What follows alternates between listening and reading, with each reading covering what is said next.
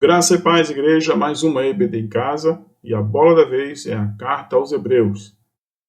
Essa carta que está dentro daquele módulo das cartas gerais, né, cuja autoria ela é, pela tradição, atribuída a Paulo, mas ainda existem alguns teólogos que debatem sobre a sua autoria em razão não só do conteúdo, mas assim do estilo da escrita, né? Mas isso não é o caso, que a gente não vai entrar nessas questões. Vamos apenas lembrar a carta aos Hebreus, ela tem algumas nuances, assim, ela tem algumas particularidades. E quando a gente fala Hebreus, nós estamos falando daqueles que são judeus que se converteram. E aí, qual é a finalidade da escrita dessa carta? A finalidade está exatamente na ideia de que ela é escrita por um grupo de judeus convertidos ao cristianismo, obviamente, né? Mas que ainda oscilava entre a fé cristã e o próprio judaísmo, certo? O que acontecia? Que as pessoas elas tinham a conversão, elas se pegavam ainda em algumas coisas da tradição. Por exemplo, no início da carta, ela já vai dar uma ideia do que é a intenção de desmistificar algumas coisas que a tradição judaica trazia e esses primeiros cristãos, judeus convertidos, não conseguiam se desvencilhar. Por exemplo, os judeus, eles tinham assim quase que uma adoração pelos anjos. Então os anjos, assim, para eles era uma entidade muito próxima de Deus e que eles não estavam conseguindo discernir que acima dos anjos existia Jesus. Então por isso que quando você vê, por exemplo, pegue sua Bíblia ali, dá o seu pause, né, pegue sua Bíblia e veja em Hebreus, no comecinho do livro, o versículo 3, quando ele diz assim: o Filho é o resplendor da glória de Deus e a expressão exata do seu ser, sustentando todas as coisas por sua palavra poderosa. Isso significa o quê? E o próprio autor da carta, então vamos falar Paulo, ele está dizendo, não existe nada que seja acima do Filho, a não ser o próprio Pai. Então, o Filho ele é o resplendor da glória de Deus. Então, a melhor manifestação da presença de Deus na nossa vida é o próprio Filho. E assim, e ele ainda continua, se você der uma avançada no versículo 6, ele vai dizer assim: e ainda quando Deus introduz o primogênito no mundo, diz: todos os anjos de Deus o adorem. Então veja a importância do Filho, a importância de Jesus na vida daquele que verdadeiramente crê nele. Então aquele neoconvertido, aquele judeu que a crer em Jesus como Senhor e Salvador, ele tem que se desapegar dessa tradição dele, da devoção extraordinária pelos anjos. Os anjos como extremo da santidade, os anjos como aqueles que estão abaixo de Deus e somente eles. E aí, o que fala o autor da carta? Ele diz assim, que os anjos o adorem. Quando ele fala primogênito, ele está dizendo assim, essa questão do primogênito ela é muito especial na cultura judaica. Quando Deus manda o primogênito, o primeiro, aquele que recebe, aquele da maior herança, né, ele está dizendo assim, olha, é ele que precisa ser adorado. Então até os anjos vão adorá-lo. Então não tinha por que os judeus, os primeiros convertidos, os neoconvertidos ao cristianismo, querer dividir a sua adoração ao Senhor Jesus e aos anjos. Então os anjos, a própria carta diz, até os anjos adorarão o Senhor. Então você não precisa criar essa devoção aos anjos, que era muito forte na cultura judaica, muito forte mesmo. Né? Até porque, veja, para eles, os anjos eram os mensageiros de Deus. Né? Anjo, você vê, vem de angelos, que significa mensageiro. Isso para eles era tudo. Então, falar em anjo é falar assim, está vindo a boca de Deus ali. Só que nós precisamos entender pela fé, e aqueles primeiros judeus precisavam entender pela fé, que os anjos, eles também adorariam, né? Iriam adorar o Senhor Jesus. Então, a maior expressão, aí voltemos ao texto, o resplendor da glória de Deus e a expressão exata do seu ser é o próprio Filho. Né? Então não tem anjo na jogada. Não significa a exclusão da existência de anjos e da importância de anjos, mas é que aqueles judeus eles davam um infinito valor, né, às cegas, aos anjos, como se fosse assim, algo extraordinário acima do próprio Jesus. Né? E aí vem a carta e diz, não, até os anjos vão adorar, porque ele é o primogênito, o filho primogênito, ou seja, aquele que é o primeiro, aquele que recebe a maior parte da herança, né? Aquele que deve ser respeitado, aquele que, enfim, pela tradição judaica seria quase que um patriarca, né? Que merece todo o respeito, toda a admiração, e no caso do Senhor Jesus, toda a adoração. Ok? Então, com isso, a gente começa a trabalhar com a questão das lições. E a primeira lição fala assim das práticas para a relação de fé com Jesus. Essa lição nós vamos tirar então do capítulo 10 já, avançando no capítulo 10, do versículo 22 ao 25, tópicos que nós vamos tirar dali. Mas eu convido você a fazer uma leitura um pouco antes da palavra, a partir do versículo 19. Então, o 19 e o 20. É importante fazer essa leitura prévia para poder compreender esse desdobramento que é a lição que nós vamos tirar. Então, o que acontece ali no versículo 19 e 20 do capítulo 10? Portanto, irmãos, temos plena confiança para entrar no Santo dos Santos, pelo sangue de Jesus, por um novo e vivo caminho que ele nos abriu por meio do véu, isto é, do seu corpo. Veja a profundidade dessa passagem. Como nós estamos falando do Santo dos Santos, os judeus eles entenderiam a lição a partir da sua linguagem, vamos dizer assim. Eles precisariam entender a carta a partir daquele conhecimento prévio que eles tinham. Então, eles tinham o conhecimento prévio do templo. Então, vamos lá da questão do tabernáculo, né? E depois virou o templo. E o templo tinha o Santo dos Santos, onde era a presença do Senhor, naquele movimento ali, o único que entraria era o sumo sacerdote, em determinadas épocas do ano. Então eles entravam no Santo dos Santos, onde tinha a Arca da Aliança, e ali a presença do próprio Deus. E aí o que acontece? Quando o Paulo escreve a carta aos Hebreus, ele está dizendo, eu vou reler. Portanto, irmãos, temos plena confiança para entrar no Santo dos Santos. Então, ele está falando para todos, para fazermos o papel daquele sumo sacerdote, de entrar no Santo dos Santos. Mas dentro do templo, não. Veja bem, ele já diz assim, pelo sangue de Jesus, por um novo e vivo caminho que ele nos abriu por meio do véu. Então lembra que no Santo dos Santos, para chegar, tinha que atravessar o véu. Lembra que quando Jesus morreu, o véu cortou ao meio. Então rompeu com a questão do véu. Não existe mais o intermediário humano para chegar no Santo dos Santos, para chegar até o Senhor.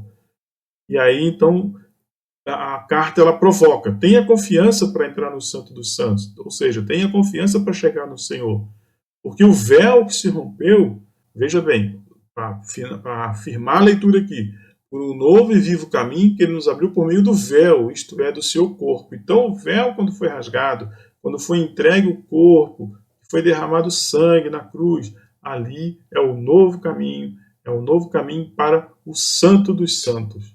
É um novo caminho para o Senhor. Porque o próprio Jesus já tinha dito que eu sou o caminho, a verdade e a vida. Ninguém vai ao Pai senão por mim. Então veja bem, Paulo está provocando que esses judeus tenham confiança nesse aspecto de chegar ao Senhor através de Jesus, não através mais do sumo sacerdote. Porque é um novo caminho. Como ele fala assim, novo e vivo caminho. E aí ele já está afirmando, você crê naquele que vive. Então veja a profundidade desses dois versículos. Ele está falando para um judeu, ele está usando a linguagem do judeu, porque o judeu tem essa concepção. Como é que você vai falar de Jesus?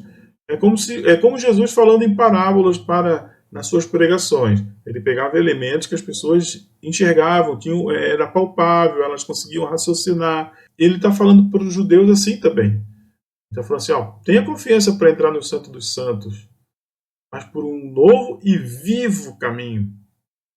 Ele está ali já dizendo que o caminho é Jesus. E essa é a pregação de Jesus. Então veja bem, ele então recomenda as práticas que se dá ali, que seriam o sinal, né, dessa relação de fé com o próprio Jesus. E aí ele começa lá no 22, no versículo 22, aproximar-se de Deus com o coração sincero e com plena convicção de fé. Aí lá no 23 ele fala apegar-se com firmeza à esperança que é professada. No 24 ele já diz considerar uns aos outros como forma de incentivo ao amor e às boas obras. Ele continua no 25, reunir-se com a igreja, encorajando uns aos outros para tanto. Então veja, ele está fazendo o quê? Ele está dizendo, você pode chegar lá, mas tem que ter umas práticas para você chegar lá. E não adianta você simplesmente chegar, você tem que ter o coração sincero, você tem que estar com a sua fé convicta. E é exatamente aquilo que aqueles judeus convertidos não tinham, aquela convicção de fé. Eles acreditavam, mas eles ainda olhavam para trás. Eles acreditavam, mas eles ainda se apegavam às tradições. Paulo ele tem essa intenção de cutucar, de assim, não, você vai chegar no Santo dos Santos através desse novo caminho, novo e vivo caminho, que é o próprio Jesus, né? Jesus é o véu que se rompeu, então ele abriu ali o caminho para o Santo dos Santos, para a comunhão com o Senhor, conexão de intimidade com o Senhor. Então isso foi possível através do sangue derramado na cruz. Paulo está dizendo exatamente isso para os judeus, os novos judeus convertidos, né? Vamos dizer assim, os neoconvertidos. Ele está dizendo assim, mas para você chegar lá, você tem que crer verdadeiramente. Não adianta você entender que Jesus é o Salvador se você não acredita que Ele é o que vai te conectar ao Pai, e não o sumo sacerdote. Ele já está dando uma pincelada ali, já está dando uma cutucada. E ele continua, né? Então, apegar-se com firmeza à esperança que é professada. Que esperança é essa? Toda aquela promessa que Jesus fez, inclusive da própria volta, né, de Jesus. Considerar uns aos outros como forma de incentivo ao amor e às boas obras. Todo mundo, vamos mudar assim, vamos falar em campo missionário. O campo missionário é extenso. E o meu colega de trabalho é um campo missionário. O meu colega de trabalho é objeto de evangelização. O meu vizinho é objeto de evangelização. Então, considerar uns aos outros como forma de incentivo ao amor e a boas obras é, na verdade, você testemunhar. E aí você testemunha, você está trabalhando isso dentro de um campo missionário, que pode ser o seu prédio, o seu bairro, a sua vizinhança, enfim, e você consegue trabalhar essa questão muito fervorosamente como testemunho, e isso vai arrastando pessoas. E reunir-se como igreja, encorajando uns aos outros para tanto. Então é você chegar e dizer assim, eu sou parte do corpo, eu gostaria que o outro entendesse que ele também faz parte do corpo. E aí, se a gente voltar atrás nas leituras dos livros anteriores, nós vamos falar até na questão de dons, de diversidade de serviço, enfim, mas que todos tenham essa convicção de que somos parte do corpo.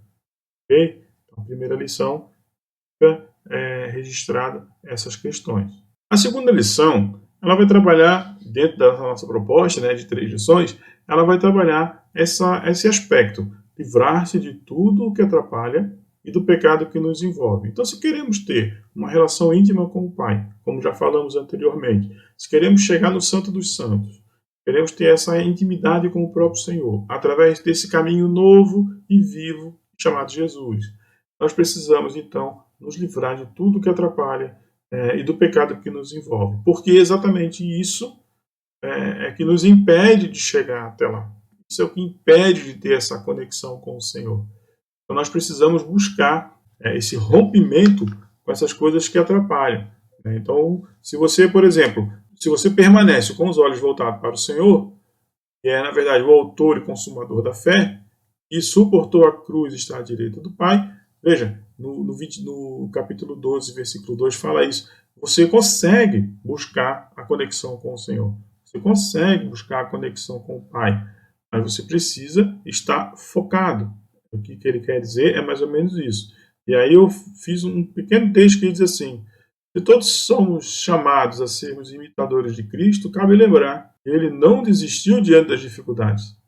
Se há sofrimento, não é razão para acreditar em abandono de Deus, mas que há um propósito, uma vez que se deve suportar as dificuldades, recebendo-as como disciplina, pois um pai também age com seu filho, utilizando a disciplina. Então, no 7, no 12, 7, ele vai falar em disciplina. Quando a gente fala em disciplina, o que? Que nós precisamos ser forjados para chegar lá.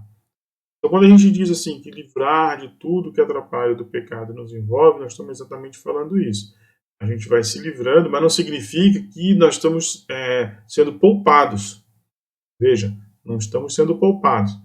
Precisamos enfrentar o desafio, precisamos enfrentar as adversidades, precisamos enfrentar, inclusive, as tentações do pecado para chegar até o Pai, até o Santo dos Santos, através de Jesus. É um caminho fácil? Não, é um caminho de desafio diário, porque nós temos aquela questão da limitação humana, que é suscetível ao pecado. Então nós precisamos buscar exatamente livrar daquilo que atrapalha e do pecado que nos envolve. Somos livres de qualquer tentação? Não. Mas precisamos, através da nossa convicção, buscar exatamente essa força, a fé, para que a gente possa estar sempre em conexão com o Senhor. Certo? Então esse é o desafio, a segunda lição, que vem do 1 ao 16. E aí existe, dentro dessa proposta do 1 ao 16, exatamente algumas questões que são, na verdade, são recomendações que levam a gente a buscar esse caminho de livrar do pecado, livrar-se daquilo que impede a gente de estar conectado ao Senhor. E a gente sabe que o pecado tem esse poder de nos afastar do Senhor. A história do povo de Israel da antiguidade mostra isso. E mesmo o Senhor estando com eles, eles se submeteram ao pecado e a glória do Senhor abandonou, inclusive, o templo. Né? Isso é uma história longa do Antigo Testamento, mas a gente percebe que o pecado ele é assim, essencial para que a gente perca essa conexão. Então, quais são as recomendações? As recomendações são simples, gente. Então, já no capítulo 12, já no versículo 12. Fortaleçam as mãos enfraquecidas e os joelhos vacilantes. Façam caminhos retos para os seus pés. Esforce-se para viver em paz com todos e serem santos. Que ninguém se exclua da graça de Deus. Que não haja nenhum imoral ou profano. Então, a sequência do 12 ao 16, ele vai narrando isso. Essas recomendações para que a gente possa evitar, ou pelo menos assim, evitar que o pecado nos impeça de buscar o Senhor, de estar em conexão.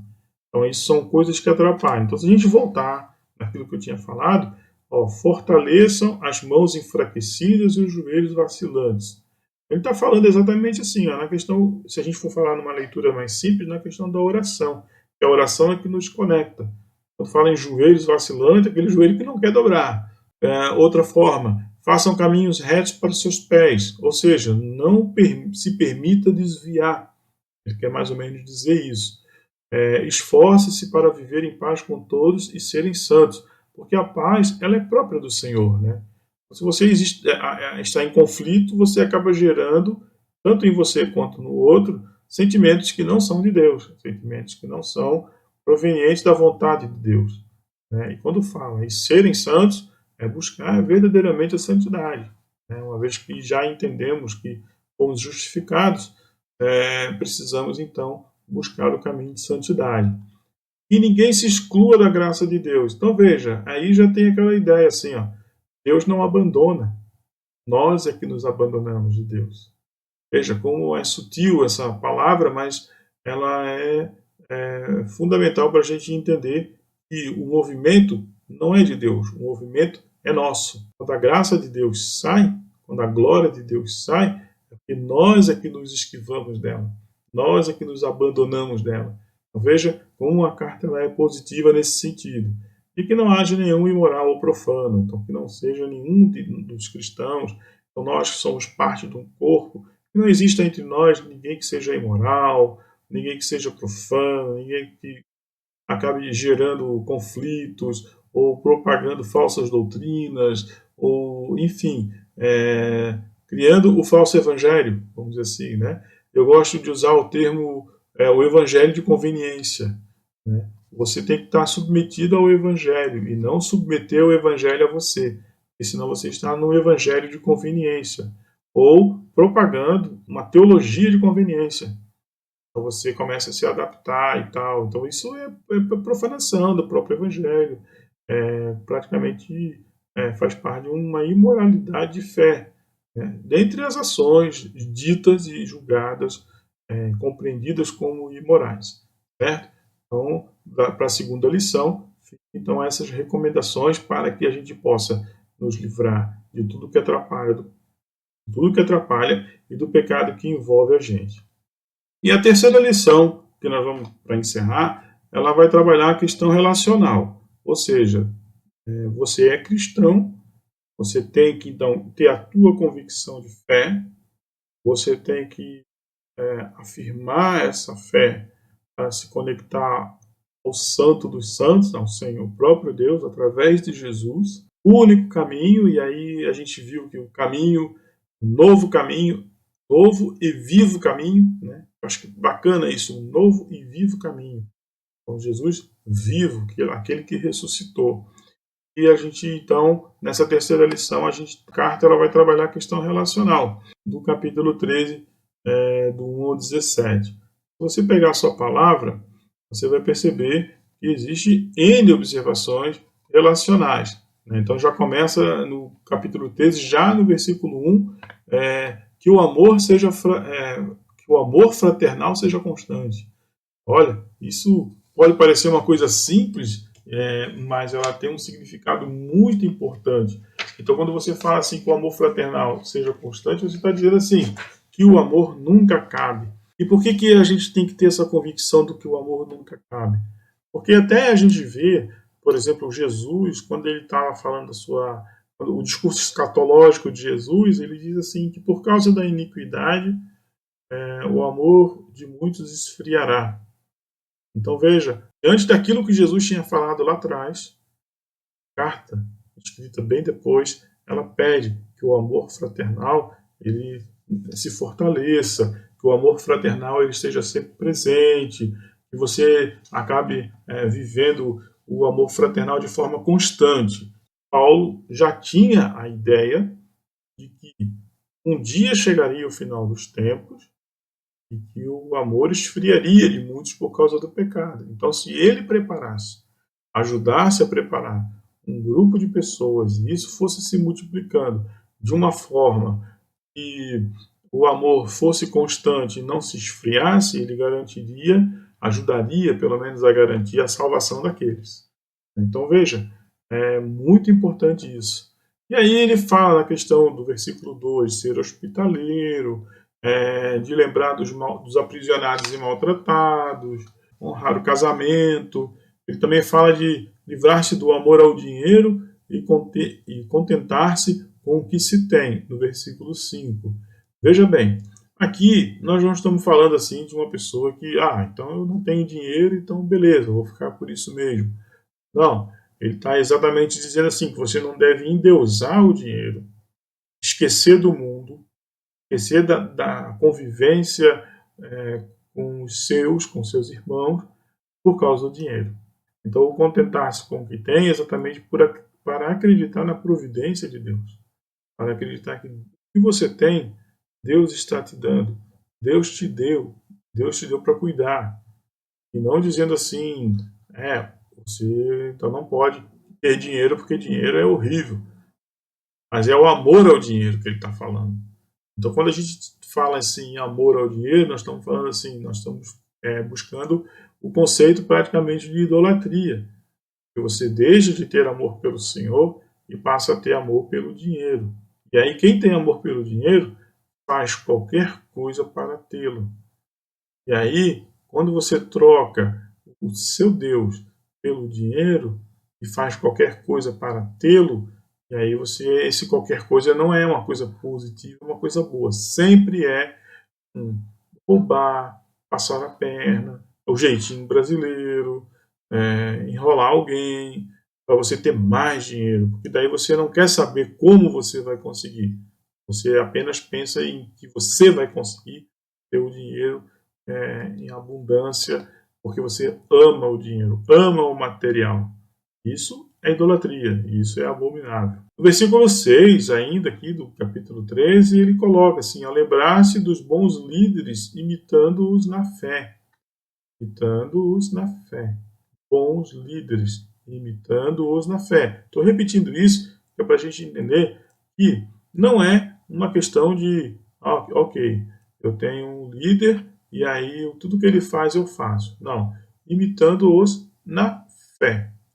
Então é na ação de fé dele, na vida de fé dele, você vai buscar então se espelhar também, imitando.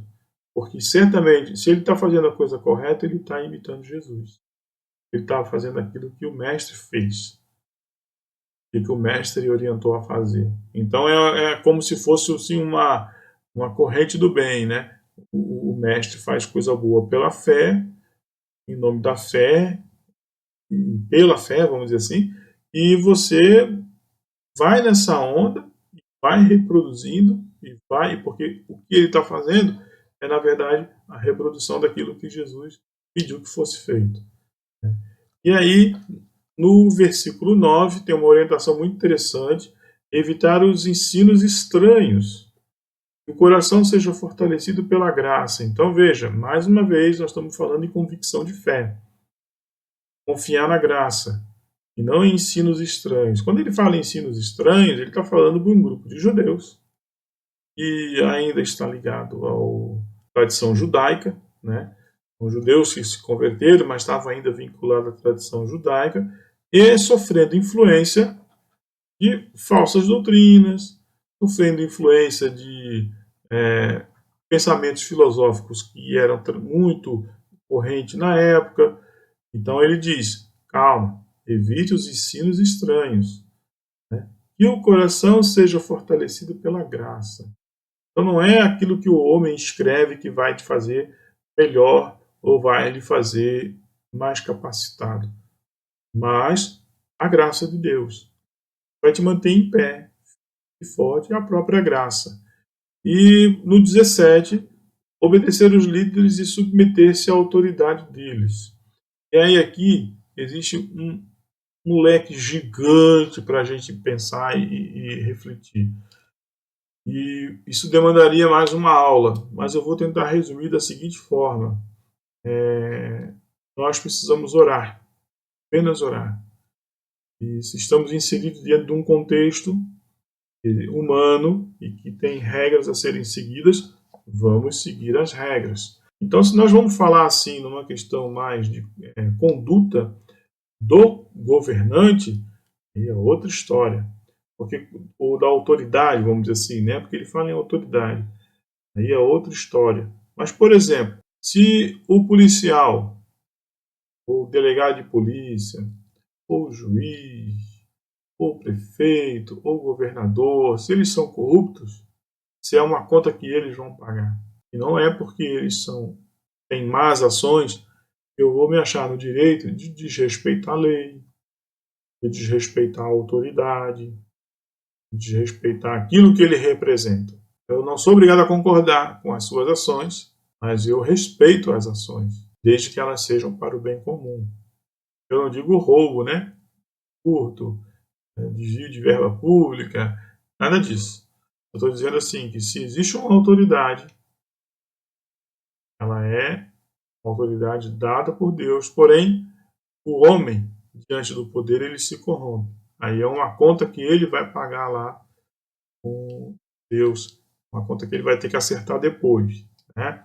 Mas nós não faremos o nosso julgamento, simplesmente vamos respeitar a autoridade, vamos obedecer às leis, por exemplo, vamos fazer a nossa conduta de acordo com aquilo que é ético, porque isso é o que basta para agradar ao Senhor. E por fim, para finalizar, deixa assim aquele que é o maior, eu digo assim, a maior explicação do que é a fé, a maior explicação do que significa a fé. Eu gosto dessa passagem porque ela traduz de uma forma muito simples algo grandioso, extremamente grandioso, que é a fé. A fé é a certeza daquilo que esperamos e a prova das coisas que não vemos. Essa é uma passagem fantástica que resume em poucas linhas a grandeza, de uma forma muito simples, a grandeza da fé, a certeza daquilo que esperamos e a prova das coisas que não vemos. Certo? Então é isso. Encerramos mais uma EBD em casa. Forte abraço e fique com Deus.